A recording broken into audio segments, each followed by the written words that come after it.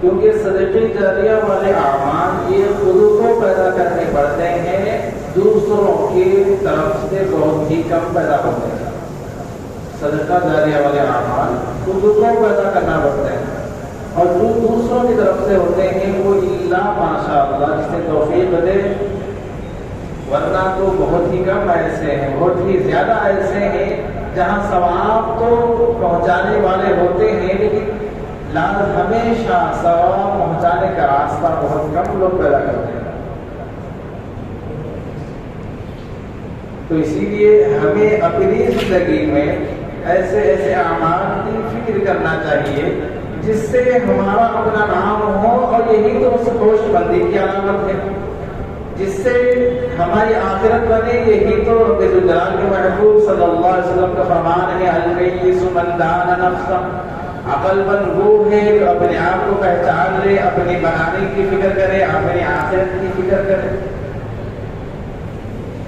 تو انہی میں سے ایک چیز جو ہمارے یہاں عموماً سنت نبی صلی اللہ علیہ وسلم پر عمل کرتے ہوئے عقیقہ کیا جاتا ہے، تو اس عقیقے میں والدین کے لیے کیا چیزیں ہیں کہ وہ عقیقہ اپنے بچوں کا وہ کرتے ہیں، تو اس کے لیے کیا ہے؟ والدین کے لیے تو سفارش کا ذریعہ بننے والے ہیں عقیقے کی بنا پر۔ والدین کے لیے اپنے اولاد کا، اپنے ماحول کا دیندارانہ طریقہ طرز عمل بدلانے کا ذریعہ ہونے والا ہے، اور وہ عقیقے میں جن لوگوں کو شریک کیا جاتا ہے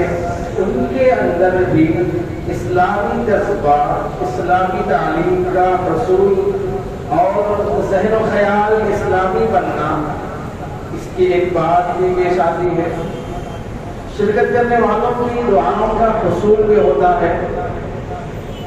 کہ انہیں ہم نے اپنا سمجھ کر جب شریک کیا ہے تو وہ بھی ہمیں اپنا سمجھ کر اپنے اولاد کی طرح، اپنے لوگوں کی طرح دل سے دعائیں دینے کی کوشش کریں گے، اور دل سے دعاؤں کے ساتھ محبتاً جو اپنے لیے محبوب، اپنے لیے پسند کرتے ہیں وہی چیز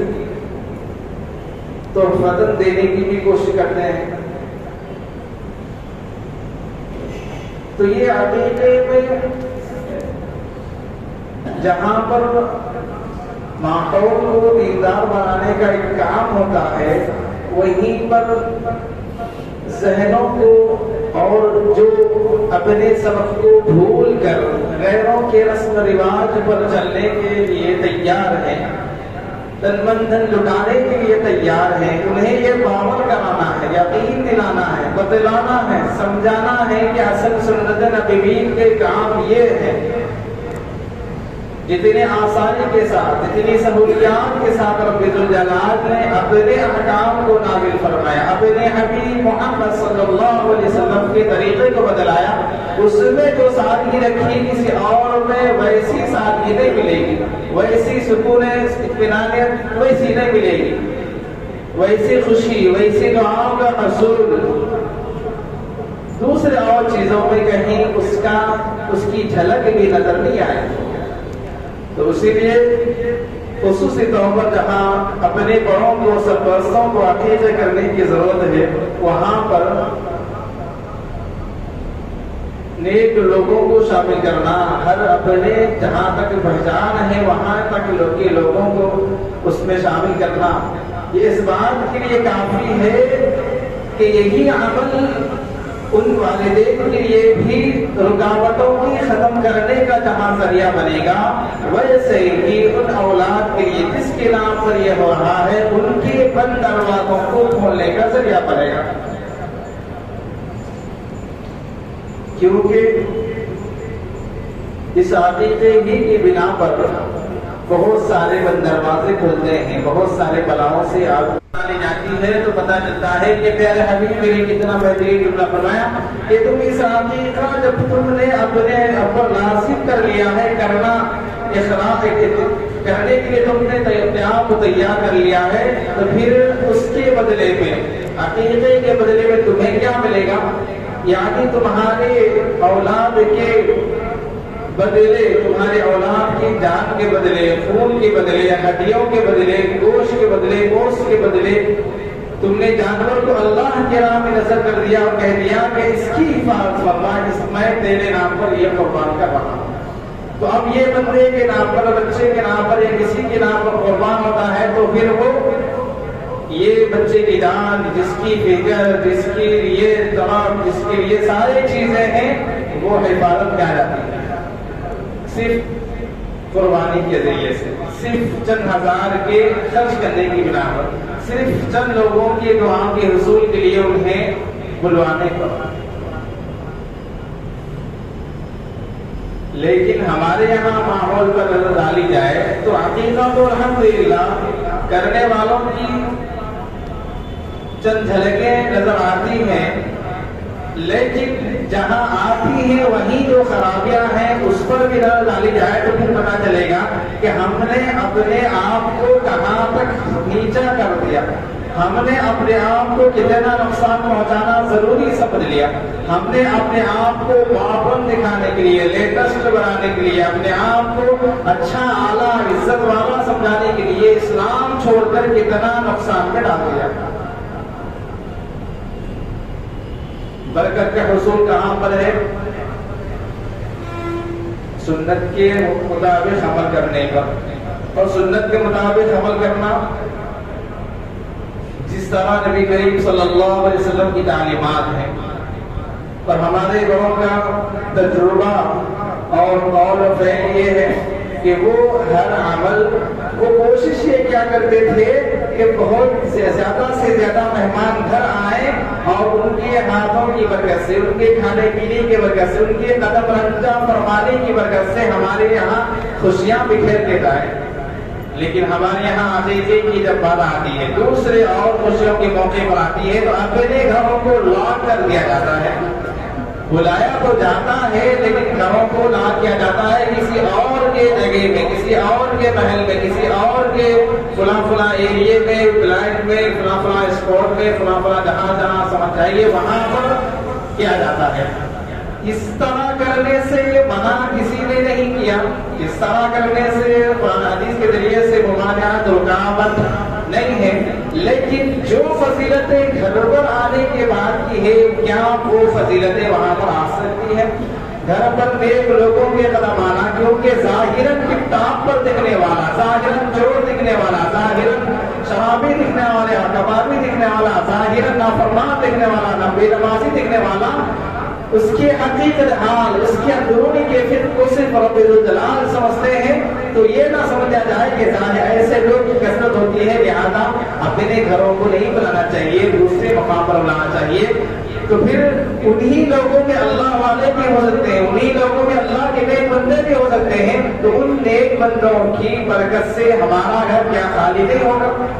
کیا ہم اپنے آپ کو اس گھر میں جو خوشیاں آنے کا ذریعہ بننے والی ہے اس کو روکنے والے نہیں ہوں گے؟ ہم نہیں اپنے آپ کو ہی خوشیوں سے رکاوانے اسباب کرتے ہیں، بلکہ اس کی سوچ، فکر، خیال تک بھی نہیں گزرتے، اس کا خیال بھی ذہنوں میں نہیں آتا کہ ہم نے ہمارا جو عمل ہے کیا ہم اپنے آپ کو نفع پہنچانے کے لیے کر رہے ہیں، نقصان پہنچانے کے لیے کر رہے ہیں۔ اکثر گھروں کا حال ایک لمبے عرصے سے یہی چلتا ہے کہ وہ ایسے خوشیوں کے موقع پر گھر پر نہیں کرتے، گھر کے اطراف میں نہیں کرتے، کوسوں دور چلے جائیں پتہ نہیں اس کے لیے تیار ہے، لیکن اپنے آپ کو ہی نفع سے محروم کرنا، نفع ہے وہ اس کا بھی علم نہیں ہے، نفع سے تو محروم ہوتے ہی ہیں، لا علمی کی بنا پر یا کچھ اور سہولتیں یا کچھ اور خیال کی بنا پر، لیکن حقیقی نفع، حقیقی فائدہ رب ذوالجلال کی طرف سے جو آنے والا ہے وہ اس سے انجانے میں محروم ہو جاتے ہیں۔ اسی لیے کوشش یہ کرنا، مہمان کی دعوت کے بارے میں کہاں تک آیا ہے؟ مہمان گھر پر جب آتا ہے تو اس کے قدم کی برکت ہی کافی ہے، وہ آنا ہی کافی ہے، دعا دے نہ دے ضروری نہیں ہے، وہ تمہارے یہاں ہاتھ جوڑنا ہی کافی ہے، تمہارے یہاں چند گھنٹے بیٹھنا ہی کافی ہے، مسائل کا حل ختم۔ مشکلات ختم، پریشانیاں ختم. کیوں؟ اس وجہ سے کہ تم نے اکرام رکن مسلم کی وجہ سے کیا ہے، تم نے اکرام ایک اللہ کے بندے ایک ایمان والے رشتے کی بنا پر کیا ہے، تم نے اکرام سنت نبی کے طریقے مطابق کرتے ہوئے کیا ہے. لہذا اللہ اس کی بنا پر چاہے وہ اپنے یہاں کیسا کہ ہو لیکن تمہارا بیڑا پار کر دے گا. ہماری ضرورتیں حالتیں پوری ہو جائیں گی، ہمارے لیے آسانیاں رزق کے دروازے کے راستے کھل جائیں گے. اس کو ہم نے ضروری نہیں سمجھا تو پھر اس کا نتیجہ کیا ہوا؟ سارے خوشیوں کے سارے اعمال ہوتے ہوئے بھی ہم ایسی برکتوں سے محروم ہیں، ایسی برکتوں سے. اور دوسری بات یہ ہے کہ جو آدمی جس علاقے میں ہمیشہ رہتا ہے، جس گھر میں ہمیشہ رہتا ہے، اس گھر میں کرنے کی برکات یہ ہوتے ہیں کہ اس کی ترقی وقت ہو جاتی ہے. وہاں کی کمی ہے، وہاں کی کوتاہیاں یا وہاں کی جو چیزیں اسے نقصان دیتی ہے، نیکسٹ ٹائم سے وہ نقصان دینا ختم کر دیتی ہے، کیونکہ ان کے اثرات پڑتے ہیں، ان کے برکات وہاں آتے ہیں. ہم نے اس کو اس وقت پر لاک کر دیا، بند کر دیا، دوسرے موقع پر لیا کہ کیا ہے تو پھر یہ اس سے محروم ہو گئے. پھر پہلے جیسے تھے اس سے زیادہ اور جو مقدر میں ہیں وہ تو آتے ہی رہتے ہیں. تو اسی لیے ہر کام سنت کے مطابق کرنے میں بہت ساری خوشیاں اللہ نے چھپا کے رکھی ہیں، بہت سارے فوائد کو رکھا ہے. تو اس موقع پر خصوصی طور پر جہاں پر ایسے نیک اعمال ہوتے ہیں وہاں پر اپنے نام کو بھی بڑھانا ہے، وہاں پر اپنے لیے ثواب جاریہ والے اعمال بھی کرنا ہے، اپنے لیے ثواب جاریہ والے اعمال بھی کرنا. کیوں؟ اس وجہ سے کہ کون سا عمل اللہ کے یہاں چھوٹی نیکی، بڑی نیکی، منزلی نیکی، تیسری چوتھی نیکی نہیں دیکھی جائے گی، بلکہ اللہ کے یہاں ہر نیکی نیکی ہے. اسی وجہ سے کہا کہ من جاء بالحسنہ فلہ عشر امثالہا، بھلائی چاہے تھوڑی کیوں نہ ہو اللہ اس کو 1 پر 10 دینے کے لیے تیار ہے، ہزاروں کروڑ دینے کے لیے تیار ہے. تو اللہ کے یہاں یہ نہیں دیکھا جائے کہ یہ چھوٹا ہے بڑا ہے، بلکہ اللہ کے یہاں انما یبعث الناس علی نیاتہم، اللہ کے یہاں اخلاص کے بقدر اس کا فیصلہ ہوگا، اخلاص کے بقدر اللہ کے یہاں اس کے دل کے کیفیت کے بقدر فیصلہ ہوگا کہ اس کی نیت تو آخرت کی تھی، اس کی نیت تو اللہ کو خوش کرنے کے لیے تھی، اس کی نیت تو کسی مسلمان بھائی کو فائدہ پہنچانے کی تھی. تبھی تو اس نے اپنے روپیے کو خرچ کیا ہے، کبھی کسی موقع پر اپنے جان کو مال کو خرچ کیا ہے، وقت کو لگایا ہے. یہ کس بنا پر؟ اللہ کے بندے کے لیے کہ وہ مسلمان ہے، ایمان والا بندہ ہے، کسی کی بھلائی اس کے اندر آئی ہے، بھلائی نیکی ہے، اچھا سوچنا نیکی ہے، اچھا کہنا نیکی ہے. تو یہ کیا چھوٹے بڑے ہر چیز اللہ کے یہاں حساب ہے، ہر وزنی ہے اخلاص کے بقدر.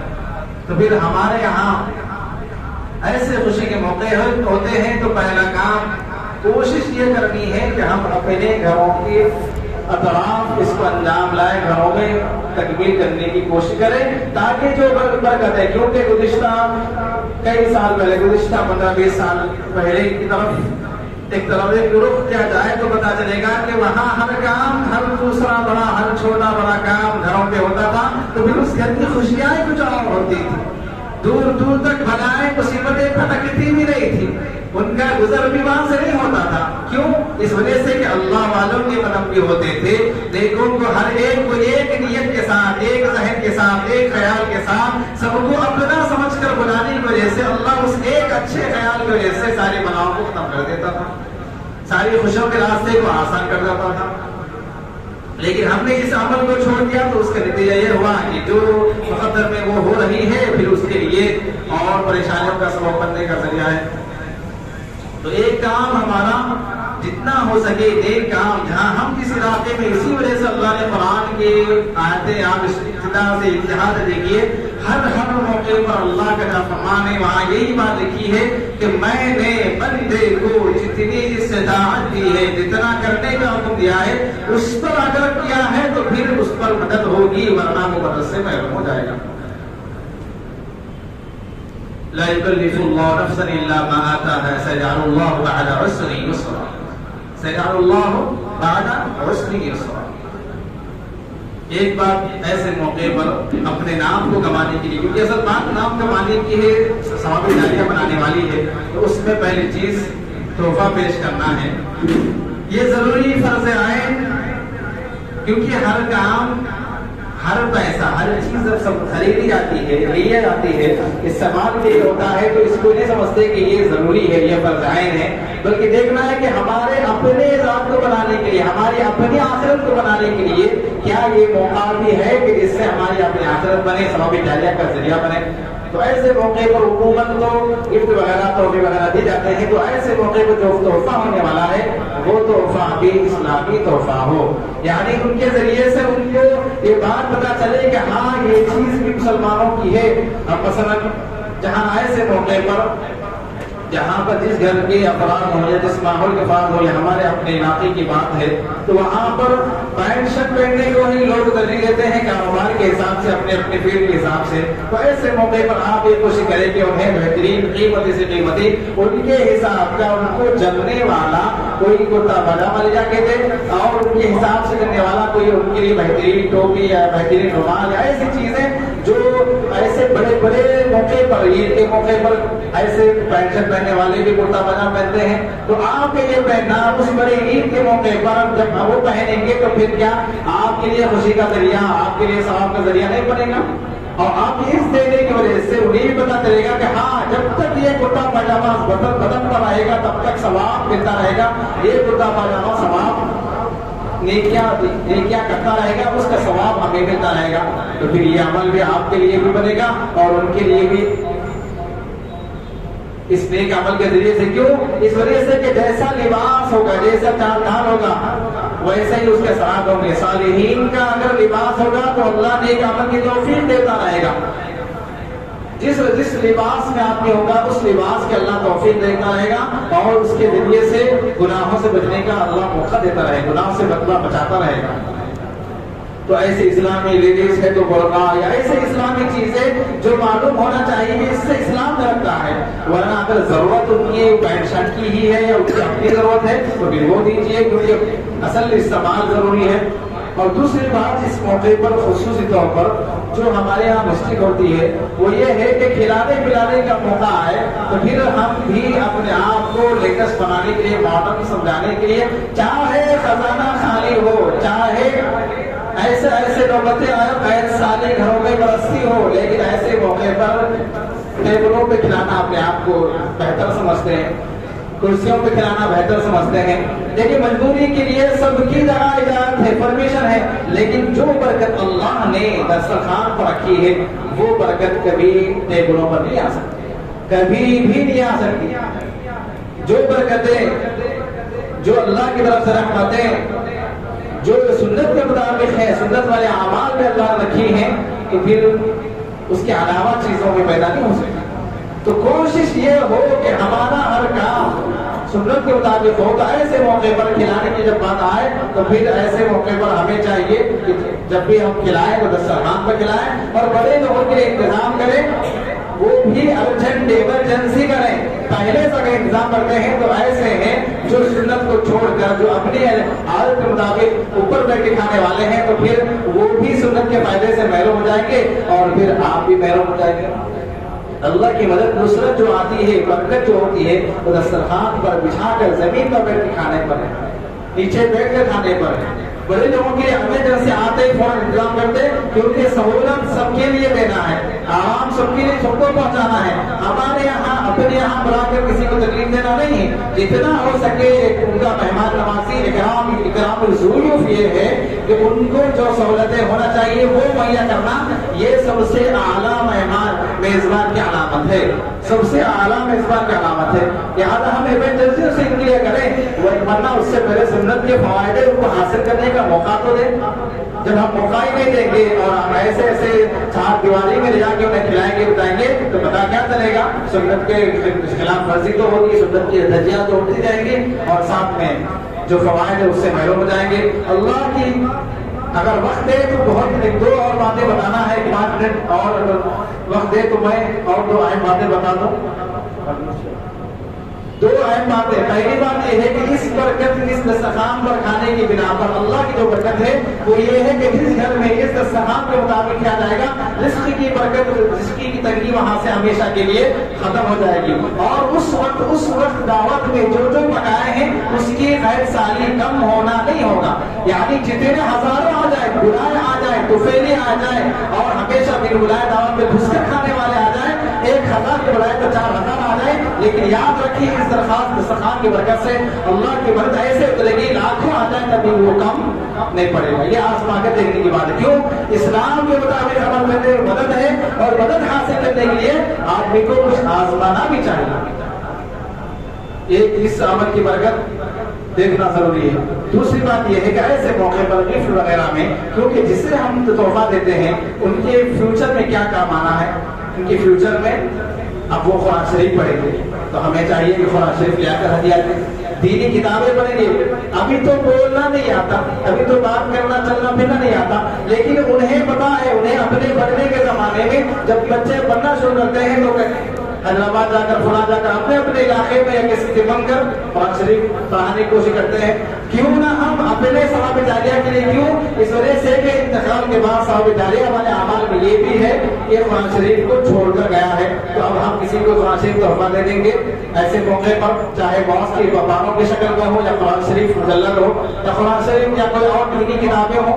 تسبیحات وغیرہ ہو, جائے نماز وغیرہ ہو. تو یہ چیزیں جو ایک عمل کرنے کی انہیں میسر ہوں گی تو پھر کیا وہ آگے بڑھ کر نہیں پڑیں گے. بہت سارے ایسے ہیں تو چیزیں نہ ہونے کی وجہ سے نیک چیزیں نیک کام کرنے والے اسباب نہ ہونے کی وجہ سے رکے ہوئے ہیں, ورنہ تو نیک کام ہر ایک کو پسند ہے, ہر ایک کرنے کے لیے تیار ہے. تو ایسے موقع پر ہم اگر قرآن شریف ہدیہ کرنا شروع کر دیں گے سوچئے اپنے زندگی میں اگر کسی 10 گھروں کو قرآن شریف پڑھنا ہے, ہماری طرف سے پہنچ گئی, ہماری طرف سے قرآن شریف پہنچ گئی ہے, دینی کتب پہنچ گئے ہیں, اسلامی چیزیں پہنچ گئی ہیں. 10 میں سے 5 گھر یا 3 گھر کے اگر لگاتار اس پر پڑھنے والے بن جائے اور لگاتار اس پر عمل کرنے والے بن جائے تو کیا ہمارے لیے دنیا میں اس قرآن کے ذریعے سے برکت کا ذریعہ نہیں ہوگا, لمبی عمروں کا ذریعہ نہیں ہوگا, آخرت میں ثواب جاریہ کا ذریعہ نہیں ہوگا. لیکن ایسے موقع ہے جو آدمی کو شیطان بہکا دیتا ہے, آدمی کو اس موقع سے روکنے کی کوشش کرتا ہے. تو ہمیں دیکھنا ہے کہ 2 in 1 com who, Hare com 2 in 1 ہو, کیونکہ زندگی میں اللہ کا نبی کا حکم وہی ہے کہ آدمی دونوں طرف نظر رکھتے ہوئے چلے. قل متاع الدنیا قلیل والآخرۃ خیر لمن اتقی. دنیا کی زندگی تھوڑی ہے لہذا اس میں دونوں. الحمد لله رب العالمين الرحمن الرحيم مالك يوم الدين إياك نعبد وإياك نستعين اهدنا الصراط المستقيم صراط الذين أنعمت عليهم غير المغضوب عليهم ولا الضالين. لقد خلقنا الإنسان في أحسن تقويم ثم رددناه أسفل سافلين إلا الذين آمنوا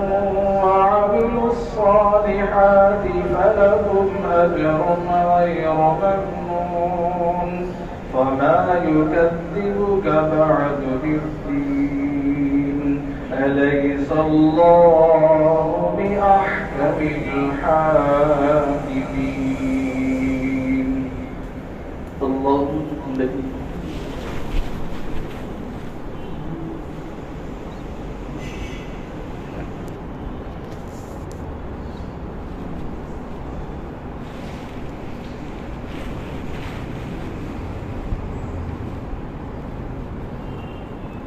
سمع الله لمن حمده.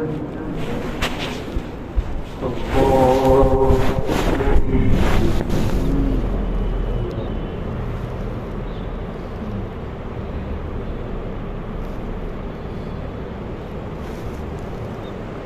اللهم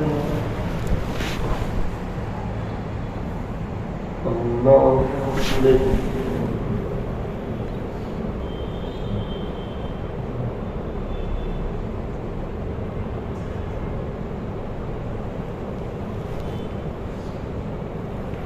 الله أكبر.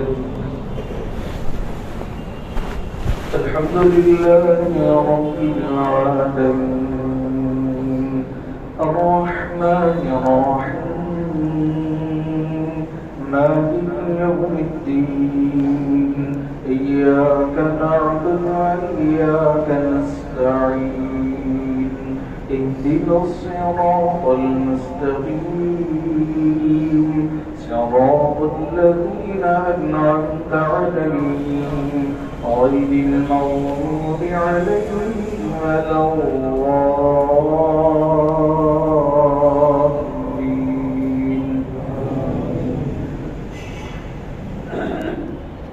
إله الناس من شر الوسواس الخناس الذي يوسوس في صدور الناس من الجنة والناس. اللهم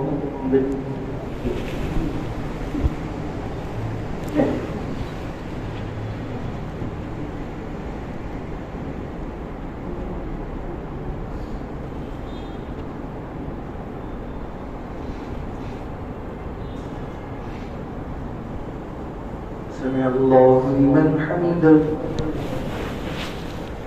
الله أكبر.